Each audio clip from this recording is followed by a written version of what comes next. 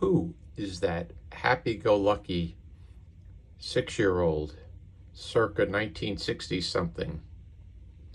That's me. I guess I certainly wasn't happy about this photo session.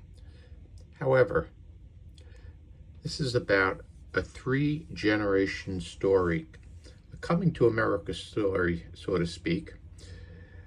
It goes back to some great work my sister-in-law did in finding some old photos, scanning them, putting them in a Dropbox account.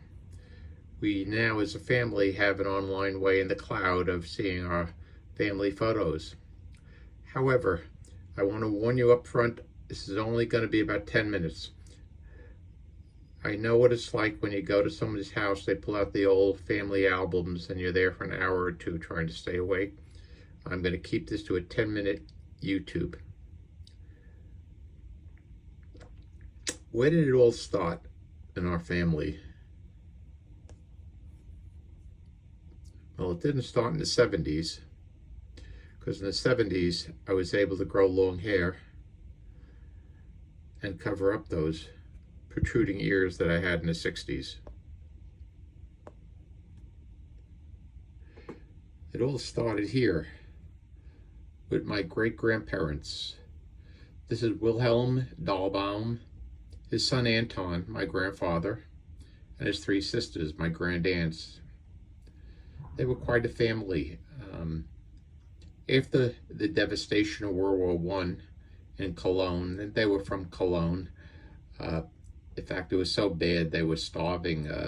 He told me stories as a boy of him and his father hunting cats and dogs and telling the family they caught rabbit. I mean, just horrible conditions. And so he immigrated here to America and became a baker, had a good life.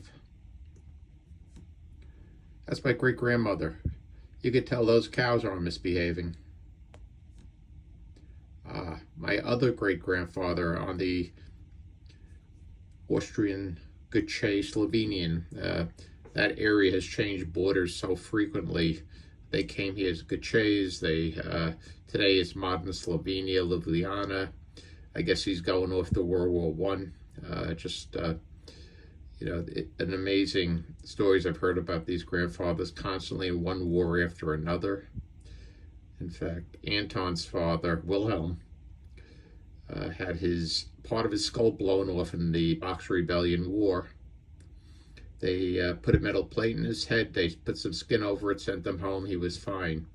These are tough characters. I hear stories of take 9 police officers to bring Anton home. It got a little rowdy at the bar.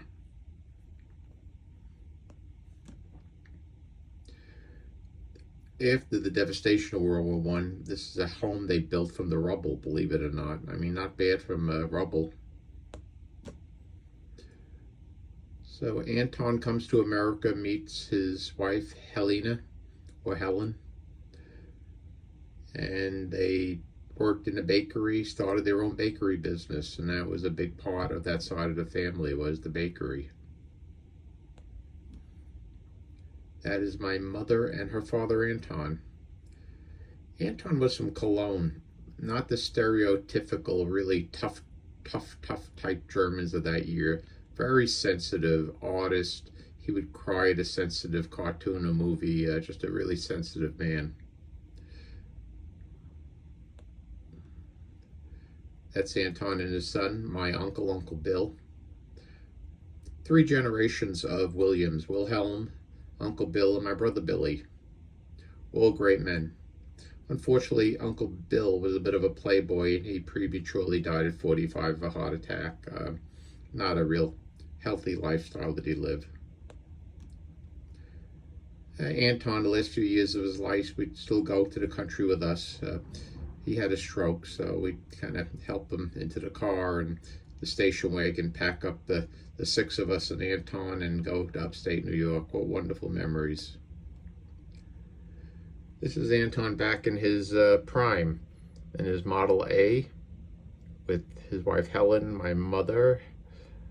And it's interesting to see my mother, little hand clutching his big hand. I said, gee, something about a daughter and a father, and then his the brother, Uncle Bill. The bakery. The stories I've heard of the bakery and how hard Helen worked.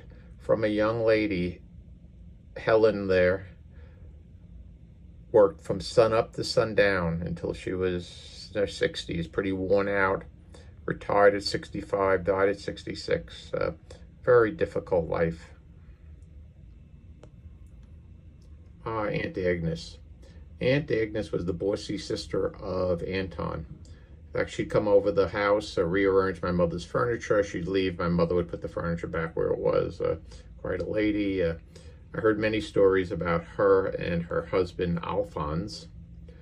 Alphonse and her had an interesting marriage. I guess in today's vernacular, you'd say there was some domestic violence going on there. And Anton told me the story. He was fed up with it. He would go to the court and talk to the judge about getting a separation order for them. And they would walk in the courthouse, arm in arm, two lovebirds. And the judge would yell at my grandfather, "Stop interfering with this couple. Look how lovely they are." So Anton said he never again would listen to his sister's complaints about Alphonse. There's Anton and his wife Helen years later. Uncle Bill, he started as a baker in the family bakery. And then he had a good career with the Department of Sanitation, driving a broom. Bit of a playboy. He lived life fast, probably too fast, and unfortunately not taking good care of himself. Died of a heart attack at 45. There's my mom, back in her 20s. I could see why my dad fell in love with her. So that's the family, Helen, Anton, and the kids, Uncle Bill and my mom. Uncle Bill served at Pearl Harbor, although he went in as the war was ending, so he wasn't there for any of the, combat way back when. He was, believe it or not, a baker, and he said it was quite the party. A classic photo at mom and dad at a family event. I guess you could tell from this family is very important to us. This great picture was when we moved from Greenpoint to Queens, Brooklyn to Queens. Back in the 70s, Greenpoint, Williamsburg isn't what it is today. It was kind of dangerous, and hopefully I'm not going back to those days. But you can see Billy and Eric, my two younger brothers, the door climbing up the stairs in the basement that we remodeled. That was a really fun project. Back in Greenpoint, my dad is a much younger man. My dad in Queens a few decades later.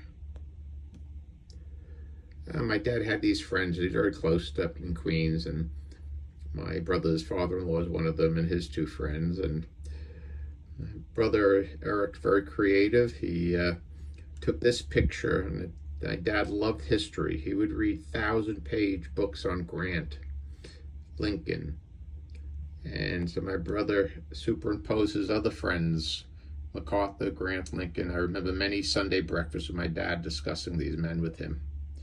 Maybe we become like our fathers when we get older. I'm reading a 1,000-page book on Henry Kissinger. I remember my dad telling me he woke up one morning and his mother said, "I took all your money out of your savings account and I bought yourself a nice new Plymouth." So mom bought him a car. He said it was a good car. Brother Eric at the park. After World War II, and that's I'll give you the quick story. My dad was on his way to basic training. Harry Truman dropped the bomb, so the war was over a few days later, and he didn't have to serve in an invasion of Japan.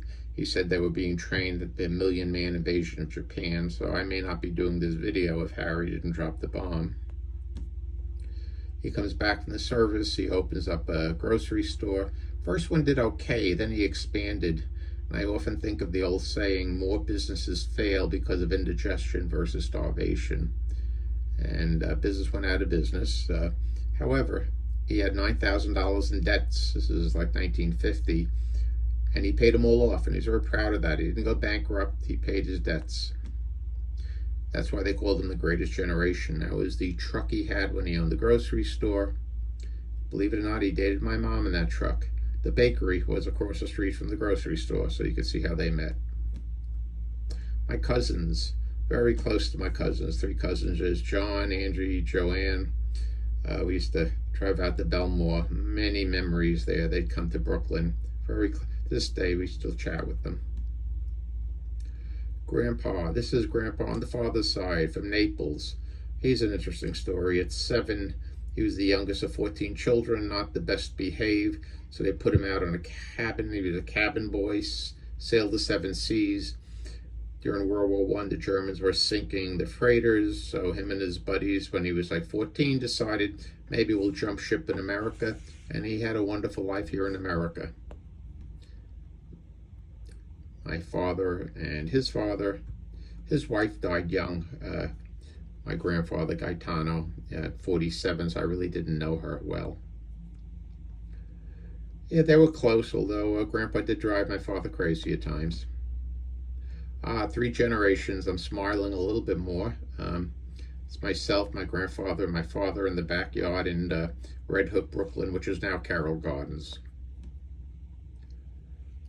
I was in the Cub Scouts. There's me, my Cub Scout uniform, my brother Billy, brother Eric, maybe Tom's taking a picture. Back out to Queens. This is the 4 of us at the 50th anniversary of my parents' wedding. I think we aged okay over the decades. This is at my brother Tom's daughter's wedding a few decades later.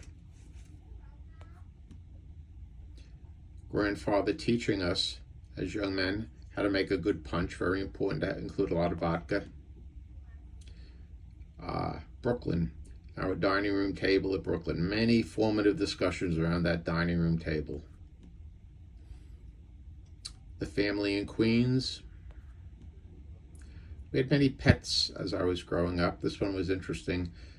Colleen was her formal name. We used to call her Doggy. Doggy loved to bite and roughhouse with us. Grandpa and my father, when I lived in Rutherford, and a very long story there I won't get into. Cousin Joanne, also close to my grandfather. Musical instruments. Mom had us take accordion, clarinet lessons. That's Cousin Joanne on the flute. Couldn't imagine why when we stopped taking lessons we stopped playing. The 3 brothers. I think Billy was a baby at the time. My poor father looks like he is working a 20-hour shift there.